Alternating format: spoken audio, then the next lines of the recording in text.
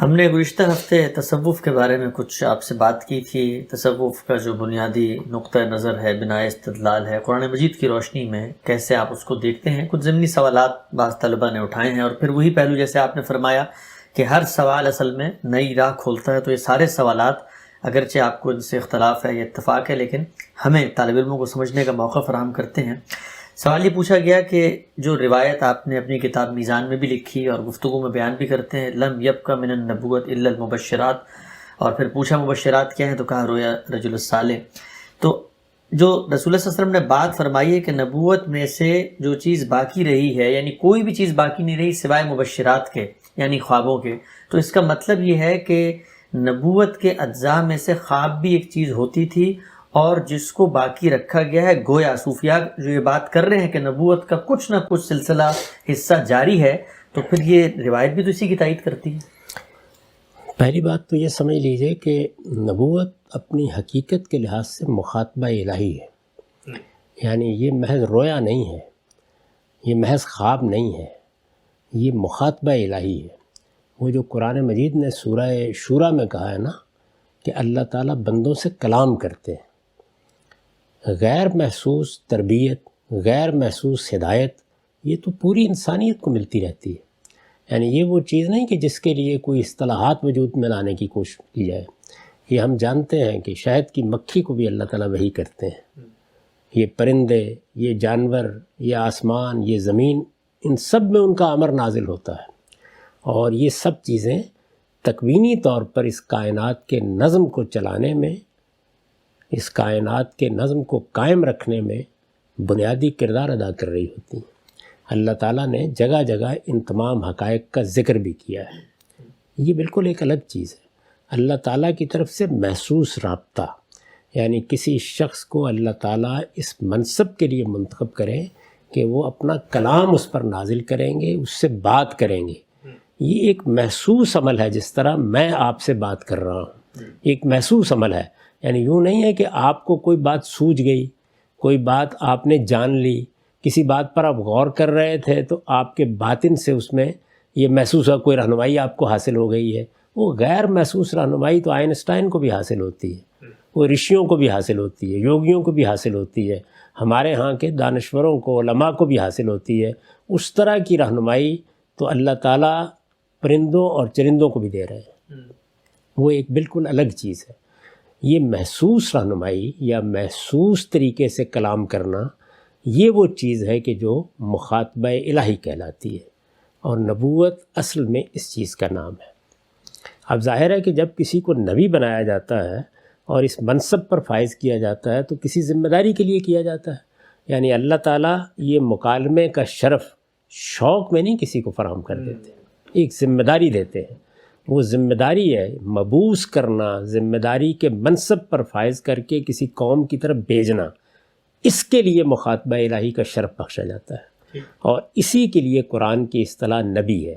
میں نے پہلے بھی توجہ دلائی تھی کہ یہ نبی کا لفظ اپنے لغوی مفہوم میں استعمال ہی نہیں ہوتا، یعنی یہ عربی زبان میں ہمیشہ سے ایک اصطلاح کے طور پر ہی رائج ہے۔ وحی کا لفظ لغوی مفہوم میں بھی استعمال ہوتا ہے، وہ محسوس طریقے سے اللہ کے مکالمے کے لیے بھی استعمال ہوتا ہے۔ وہاں بھی استعمال ہوا ہے سورہ شورى میں، جہاں یہ کہا ہے کہ ما کان لبشر ان یکلمہ اللہ۔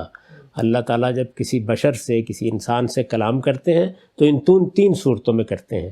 ان تین صورتوں میں وہی بھی شامل ہے، لیکن وہاں پر بھی کلام ہوتا ہے، الفاظ ہیں جو آپ کے باطن میں القاء ہوتے ہیں۔ آپ الفاظ کو یا سنتے ہیں یا الفاظ کو پا لیتے ہیں۔ وہ ایک محسوس طریقہ ہے جو اللہ تعالیٰ نے بیان فرمایا ہے، اسی لیے اس کے لیے کلام کے لفظ کا اطلاق کیا گیا۔ اب پیغمبر کو جو رہنمائی دی جاتی ہے، اس رہنمائی میں وہ میڈیم بھی استعمال کیا جاتا ہے جو انسانوں میں عام ہے، مثلا خواب دیکھنا۔ یعنی یہ مخاطبہ الہی یہ تو پیغمبروں کے ساتھ خاص ہو گیا، لیکن کسی موقع کے اوپر رویا میں کوئی چیز دکھا دینا، یہ آپ کے لیے بھی ہے، میرے لیے بھی ہے۔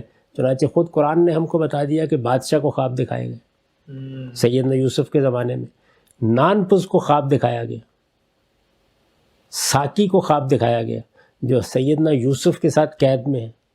ان میں سے ایک خواب اس کے برے انجام کو بتا رہا ہے، ایک خواب اس کے لیے بشارت بن رہا ہے۔ جو خواب بادشاہ کو دکھائے گئے وہ مستقبل کی منصوبہ بندی کے لیے رہنمائی کر رہے ہیں۔ بادشاہ جو کچھ بھی ہے وہ کسی اور دین کو پیرو ہے، وہ سیدنا یوسف علیہ السلام کے دین کو ماننے والا نہیں ہے، یہ خود قرآن نے بتا دیا۔ کہا ہے نا ما کان لیوسف یاخذ اخاہ فی دین الملک، یعنی اس کا اپنا دین ہے، اس کے اپنے نقطۂ نظر ہیں، لیکن یہ رہنمائی اللہ تعالیٰ کی طرف سے اس امتیاز کے بغیر ملتی رہتی ہے۔ تو خوابوں کی رہنمائی کوئی نبوت کا خاصہ نہیں ہے۔ نبوت کے بارے میں یہ کہا کہ لم یبق من النبوت شیء، نبوت کی ہر چیز ختم ہو گئی ہے۔ یہاں جو فاعل ہے وہ مقدر ہے، اس کی جگہ پر یہ آیا ہے کہ الا المبشرات۔ ہاں البتہ یہ جو خواب ہے یوں نہیں ہے کہ اس کا سلسلہ بھی بند ہو رہا ہے، چونکہ رہنمائی کا ایک مشترک ذریعہ عام انسانوں میں اور پیغمبروں میں خواب بھی تھا، تو وضاحت کر دی کہ وہ باقی ہیں، اور باقی بھی کون سے ہیں؟ مبشرات کی نوعیت، یعنی کوئی بشارت دے دی جائے۔ اور رسالت میں آپ صلی اللہ علیہ وسلم سے پوچھا گیا تو آپ نے فرمایا رویا الرجل الصالح۔ تو اس کو بنیاد بنا کر باقی دروازے کیسے کھولے جا سکتے ہیں؟ یعنی پہلی چیز تو یہ ہے کہ یہ نبوت کے لوازم میں سے نہیں ہے، یعنی نبیوں کو یہ چیز بھی حاصل ہوتی ہے، لیکن یوں نہیں ہے کہ اس کا نام نبوت ہے، اور نہ یہ کہ نبیوں کو جو خواب آتا ہے وہ وہی ہی ہوتی ہے، تو وہی ہوتی ہے، یہ بھی لازم نہیں ہے۔ یعنی پیغمبروں کے خواب جب اللہ کی طرف سے دکھائے جاتے ہیں تو سچے خواب ہوتے ہیں۔ اللہ تعالیٰ کی طرف سے جو خواب دکھائے گئے، مثلا سیدنا ابراہیم کا خواب ہے، سیدنا یوسف کا خواب ہے، خود رسالت میں آپ صلی اللہ علیہ وسلم کے بہت سے رویا بیان ہوئے۔ تو یہ جتنے بھی خواب اللہ تعالیٰ کی طرف سے دکھائے جاتے ہیں وہ بالحق ہوتے ہیں، کفل صبح ہوتے ہیں۔ اللہ تعالیٰ ان کے ذریعے سے بھی پیغمبروں کو بعض مشاہدے کراتے ہیں، بعض حقائق دکھاتے ہیں، لیکن یہ اور انسانوں کے درمیان ایک مشترک چیز کے طور پر مانے بھی جاتے ہیں، سمجھے بھی جاتے ہیں۔ تو یہ بیان صرف یہ کیا گیا ہے کہ نبوت ختم ہو گئی ہے، اور نبیوں کو چونکہ خواب بھی آتے ہیں، رویا بھی دکھائے جاتے ہیں، تو یہ خیال نہ کرنا کہ ان کا بھی خاتمہ ہو گیا، وہ رہیں گے۔ یوں ہے جملہ۔ تو اس میں اگر فرض کیجئے کہ آپ یہی مان لیں تو پیغمبر نے جتنا استثناء بیان کر دیا ہے، اس استثناء میں جو سوراخ ہوا تو آپ اس کو ہاتھی گزار دیں گے اس کے اندر سے، تو اتنی ہی بات رہے گی بھائی، اس سے آگے نہیں بڑھ سکتے۔ تو اس وجہ سے اس کا انکار کون کرتا ہے کہ خواب آ سکتا ہے، رویا دکھایا جا سکتا ہے، اس رویا میں کوئی بشارت دی جا سکتی ہے، اس میں کوئی رہنمائی بندے کو حاصل ہو سکتی ہے۔ یہ چیز پہلے بھی موجود تھی، اب بھی موجود ہے، اس میں کافر و مومن کا بھی کوئی امتیاز نہیں ہے۔ اللہ تعالیٰ کسی صالح انسان کو یہ رہنمائی میسر کر سکتے ہیں۔ تو جب رسول اللہ صلی اللہ علیہ وسلم اس موقع پر یہ بات بیان کر رہے ہیں کہ نبوت کی ہر چیز ختم ہو گئی ہے، نبوت کی حقیقت ہی ختم ہو گئی ہے، تو وہاں یہ استدلال کرنا ممکن ہے کہ چلیے دیکھیے یہ خواب کے بارے میں کہہ دیا نا، تو آئیے ہم 10 چیزیں اور بھی کھول دیتے ہیں۔ یہ کیا طرز استدلال ہے؟ کیا چیز ہے یہ؟ آدمی کو غور کرنا چاہیے وہ کیا بات کہہ رہا ہے۔ یہ بات کہ کیا باقی رہ گیا ہے یہ بتانا میرا کام ہے، یہ بتانا آپ کا کام ہے۔ اس کے لیے کوئی منطقی استدلال کیا جا سکتا ہے؟ یہ خدا کی خبر ہے، یہ یا جھوٹی ہوگی یا سچی ہوگی۔ اس لیے جب محمد الرسول اللہ نے یہ خبر دے دی تو اس کے بعد کسی اور آدمی کا کیا کام ہے کہ وہ کوئی دوسری خبر ہم تک پہنچائے؟ اگر وہ پہنچانے کی جسارت کرتا ہے تو اسے معلوم ہونا چاہیے کہ یہ افتراء علی اللہ ہے۔ اللہ تعالیٰ پر جھوٹ نہیں باندھا جا سکتا، سچائی کی بات کریں گے، اور اللہ تعالیٰ کی طرف سے کوئی بات کرنی ہے تو اب قیامت تک اس کا ماخذ صرف محمد الرسول اللہ صلی اللہ علیہ وسلم ہے۔ اور انہوں نے جب اس کیٹیگوریکل طریقے سے یہ کہہ دیا کہ نبوت کی کوئی چیز باقی نہیں رہی، خاتمہ ہو گیا اس کا۔ ہاں کسی کو کوئی اچھا خواب آ جائے تو خواب تو پہلے بھی نبیوں کو بھی آتے تھے، غیر نبیوں کو بھی آتے تھے، یہ کوئی خاصہ نبوت نہیں تھا، نبیوں کو بھی خواب آتے تھے۔ تو یہ استثناء اس نوعیت کا ہے، اس میں یہ بیان کرنا مقصود ہی نہیں ہے کہ یہ نبوت تھی اور اس میں سے کوئی چیز باقی رہ گئی۔ اچھا ہم سب ایک سوال اور ہے اسی پہلو سے، آپ کی نسبت سے کسی صاحب علم نے بیان کیا کہ غامدی صاحب جو فرماتے ہیں کہ الہام کے ذریعے انسان نبی بن جاتا ہے، اور اس کے بعد رسول اللہ صلی اللہ علیہ وسلم کے بعد اب کسی کو الہام نہیں ہو سکتا، تو وہ یہ کہتے ہیں کہ جو نبوت ہے وہ صرف الہام کا نام نہیں ہے، وہ 4 چیزوں کا نام ہے۔ پہلا یہ کہ وہ وحی عمل ہوتا ہے، اللہ تعالیٰ کی طرف سے ہوتا ہے، کسبی نہیں ہوتا۔ دوسرا یہ کہ فرشتے آ کے کان میں بات کرتے ہیں۔ تیسرا جس کو منتخب کیا جاتا ہے اس کو تکلیف ہوتی ہے، اور چوتھا یہ کہ وہ معمور من اللہ ہوتا ہے.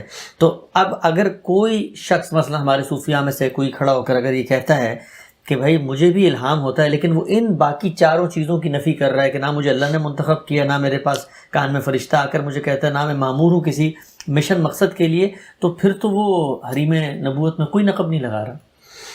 یہ بات یہ ہے کہ جب رسالت میں آپ صلی اللہ علیہ وسلم یہ فرما رہے ہیں کہ لم یبق من النبوہ، تو آپ 4 چیزوں کو نبوت کہیں، 5 کو کہیں، وہ تو ختم ہوں گی. جن کو آپ نبوت کہہ رہے ہیں وہ تو ختم ہو جائیں گی. ٹھیک. یعنی اب نبوت کی قسم کی کوئی چیز تو ہو نہیں سکتی. الہام کا لفظ 2 پہلوؤں سے استعمال ہوتا ہے. ایک ہم ان چیزوں کو بھی الہام کہہ دیتے ہیں، جیسے ہم کہتے ہیں الہامی شاعری ہے فلاں کی. شاعروں کو کہا جاتا ہے یہ تو تلمیذ الرحمن ہے. یہ الہام وہ الہام نہیں ہے جو یہاں زیر بحث ہے. یہ وحی وہ وحی نہیں ہے. یعنی وحی اور الہام کے الفاظ اللہ تعالیٰ کی طرف سے اس کے تکوینی نظام میں رہنمائی کے لیے بھی استعمال ہوتے ہیں. الہام کا لفظ بھی استعمال ہوتا ہے، وحی کا لفظ بھی استعمال ہوتا ہے. یہ ایک بالکل اور استعمال ہے، اور قرآن مجید نے ان کو استعمال کیا ہے. سب انسانوں کے بارے میں یہ کہا ہے کہ ہم نے جب ان کو بنایا تو وَنَفْسٍ وَمَا سَوَّاهَا فَأَلْهَمَهَا فُجُورَهَا وَتَقْوَاهَا، تو اس کے لحاظ سے تو ایک ایک انسان کو، فاسق و فاجر کو بھی یہ الہام ہوا ہے. ٹھیک. اچھا، اسی طرح سے جیسے کہا کہ شہد کی مکھی کو ہم نے وحی کی، تو یہ ظاہر ہے کہ چرند پرند کو ہوتی ہے، صرف شہد ہی کی مکھی کو تو نہیں ہوئی. تو یہ بالکل اور چیز ہے. میں پھر عرض کر رہا تھا کہ محسوس طور پر مخاطبہ الہی یہ نبوت ہے. یہ الہام اور الہام ہے، یہ وحی اور وحی ہے. وحی جب کلام کی صورت اختیار کرتی ہے، الہام جب کلام کی صورت اختیار کرتا ہے، تو یہ نبوت کا خاصہ ہے. اور اللہ کے پیغمبر نے یہ فرمایا ہے کہ لم یبق من النبوت شیء، نبوت میں سے کوئی چیز باقی نہیں رہی. لم یبق من النبوت الا المبشرات، یعنی نبوت میں سے کوئی چیز باقی نہیں رہی. جتنی چیزیں بھی اس کے نہ اب کوئی مبعوث ہوگا، نہ کسی کو مخاطبہ الہی ہوگا، نہ کسی کو معمور کیا جائے گا. جتنی چیزیں آپ بیان کر رہے ہیں ان میں سے ہر چیز ختم ہو گئی. جو چیز باقی رہ گئی وہ اللہ کے پیغمبر نے خود بیان کر دی ہے، اور وہ جب ہم دیکھتے ہیں تو معلوم ہوتا ہے کہ تو نبوت کے خصائص میں سے ہے ہی نہیں. یعنی وہ نبیوں کو بھی حاصل ہوتی ہے، وہ غیر نبیوں کو بھی حاصل ہوتی ہے. ایک ہی وقت میں دیکھیے قرآن بیان کر رہا ہے کہ رویا صادقہ ہیں. نہ بادشاہ کا خواب جھوٹا تھا، نہ نان پوس کا خواب جھوٹا تھا، نہ شراب پلانے والے کا، ساقی کا خواب جھوٹا تھا. سارے خواب سچے تھے، سب کی تعبیر بیان کی گئی. تو اب مجھے یہ بتائیے، سب کو آپ نبوت میں سے کچھ حصہ عطا فرمائیں گے؟ یعنی باقاعدہ مقدار متعین کر کے کہیں گے کہ بادشاہ میں اتنی نبوت تھی، ساقی میں اتنی تھی، نانفذ میں اتنی تھی؟ یہ نبوت کی چیز ہی نہیں ہے. نبوت مخاطبہ الہی ہے، نفی اس کی جا رہی ہے. اس کا دروازہ رسالت میں آپ صلی اللہ علیہ وسلم نے فرمایا بند ہو گیا. اور میں یہ عرض کر رہا ہوں کہ اس سے پہلے بھی، رسول اللہ سے پہلے بھی، وہ دروازہ کن کے لیے کھلا تھا؟ کیا نبیوں کے سوا بھی کسی کے لیے کھلا تھا؟ نبیوں ہی کے لیے کھلا تھا. یعنی لفظ نبوت کا اطلاق ان خصائص پر کیا جا رہا ہے جو نبیوں کے لیے ہے. اور وہ خصائص کیا؟ ان میں سب سے پہلی چیز مخاطبہ الہی ہے، دوسری چیز ان کا معمور ہونا ہے اور اللہ کی طرف سے معمور ہونا، اور تیسرے وہ مشن ہے جس کو وہ لے کر آتے ہیں. یہ ساری چیزیں جتنی ہیں وہ بالکل متعین ہے. یہ جو ہمارے ہاں تشریح غیر تشریح نبی کی بات کی جاتی ہے، تو یہ بھی بالکل ایک ایسی بات ہے کہ جس کی کوئی حقیقت نہیں ہے. یعنی جب کسی کو نبوت کا منصب ملتا ہے، بلکہ رسالت کا منصب، ضروری نہیں کہ اس کو شریعت بھی دی جائے. پچھلی شریعت کا پیرو. یعنی حضرت مسیح علیہ السلام ایک جلیل القدر پیغمبر ہیں، اللہ کے نبی نہیں، اللہ کے رسول ہیں. اپنی قوم کے لیے عدالت بن کے آئے ہیں. ان کو قیامت کی نشانی قرار دیا گیا ہے، اس لیے کہ ان کی دینونت قیامت تک رہے گی. بہت غیر معمولی شخصیت، لیکن حضرت موسیٰ کی شریعت کے پیرو ہیں. تو یہ در حقیقت کچھ چیزیں نہیں ہیں.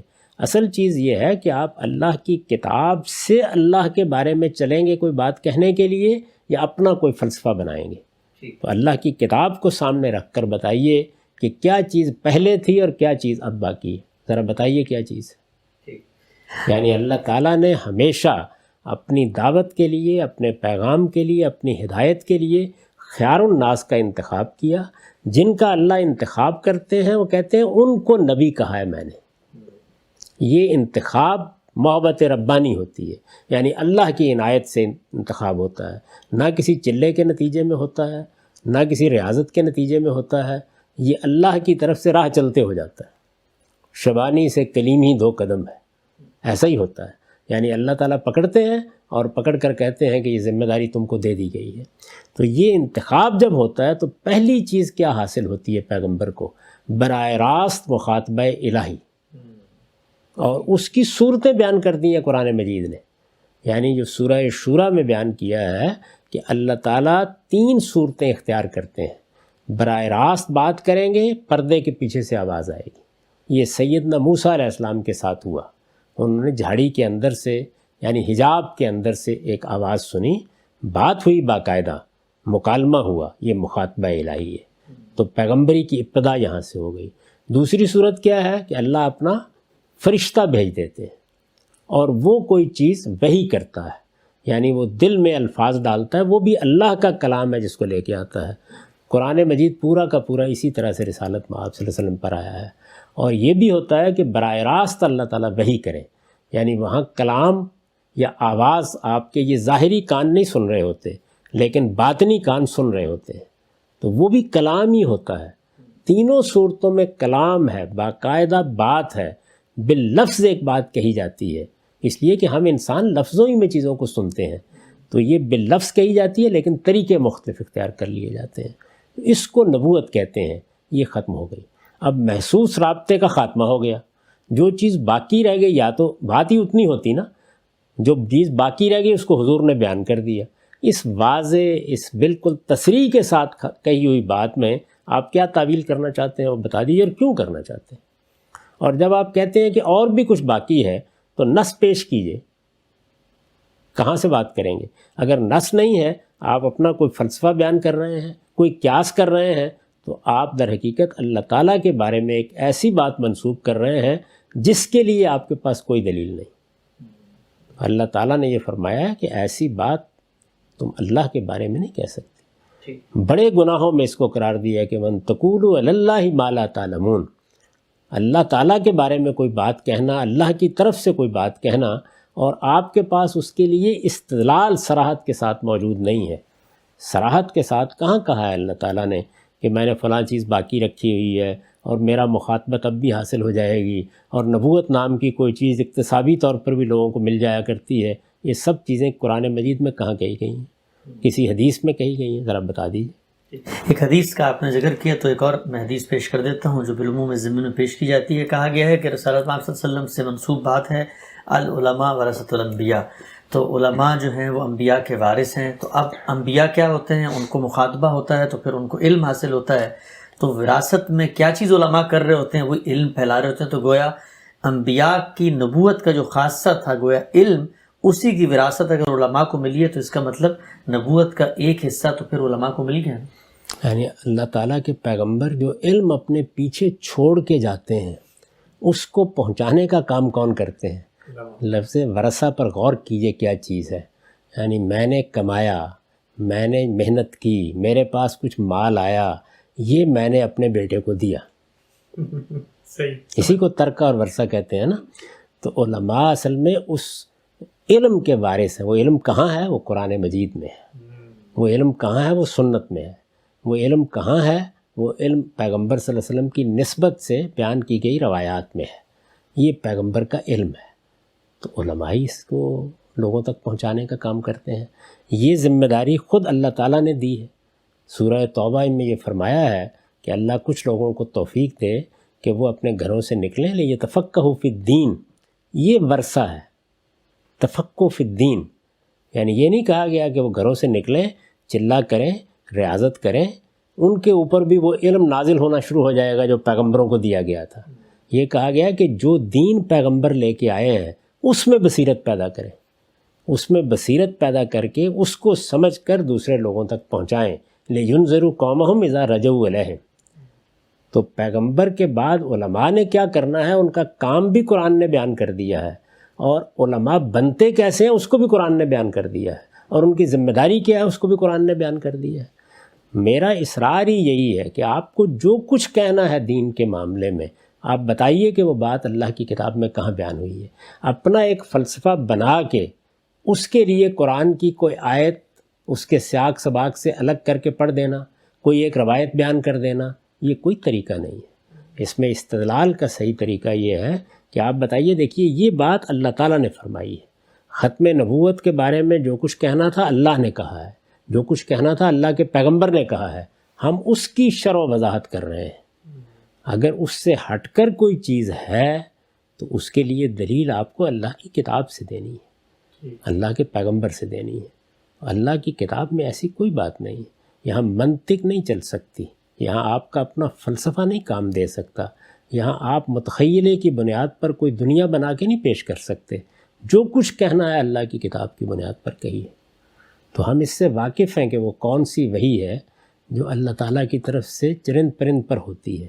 ہم اس سے واقف ہیں کہ اللہ کا وہ کون سا امر ہے جو پہاڑوں پر بھی نازل ہو رہا ہے، آسمانوں پر بھی نازل ہو رہا ہے، اور ہم اس بات سے بھی واقف ہیں کہ وہ مخاطبہ الہی اور وہ کلام کیا ہوتا ہے جس کے بعد کوئی پیغمبر بن جاتا ہے۔ تو اللہ تعالیٰ نے جس چیز کا خاتمہ کیا ہے وہ یہ چیز ہے، اور یہ بتا دیا ہے اللہ کے پیغمبر نے کہ اس میں اگر کوئی ملتی جلتی چیز بھی انسانوں کے ساتھ موجود تھی تو وہ کیا تھا؟ رویا صادقہ، یعنی کسی کا سچا خواب۔ تو یہ بتا دیا کہ وہی باقی ہے اور کچھ باقی نہیں۔